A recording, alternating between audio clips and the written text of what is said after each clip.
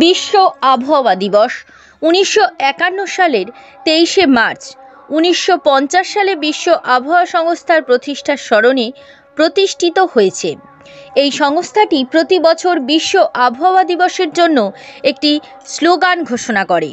বিশ্ব আবহাওয়া দিবস আজ আবহাওয়া ও জলবায়ুর গুরুত্ব তুলে ধরতে ভারত সহ বিশ্ব আবহাওয়া সংস্থার 193টি সদস্য দেশ ও স্বায়ত্তশাসিত অঞ্চলে দিবসটি পালিত হচ্ছে।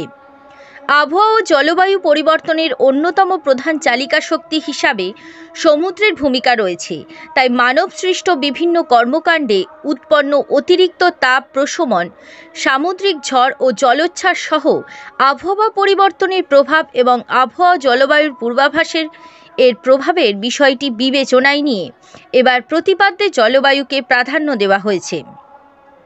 সারা দেশে অর্ধশতাধিক আবহাওয়া পর্যবেক্ষণ কেন্দ্র রয়েছে।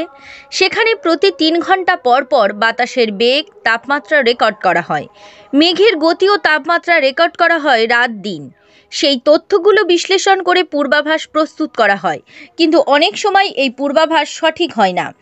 আবহাওয়া অফিসের দেয়া বৃষ্টি ও তাপমাত্রার ধারণা অনেক সময় উল্টো হয়।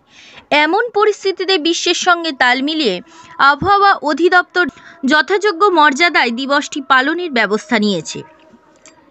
দিবসটি উপলক্ষে সারা দেশে বিভিন্ন কেন্দ্রে নানা উদ্যোগ নেওয়া হয়েছে। শান্তনু পুরকাইতের রিপোর্ট, জেলার বার্তা।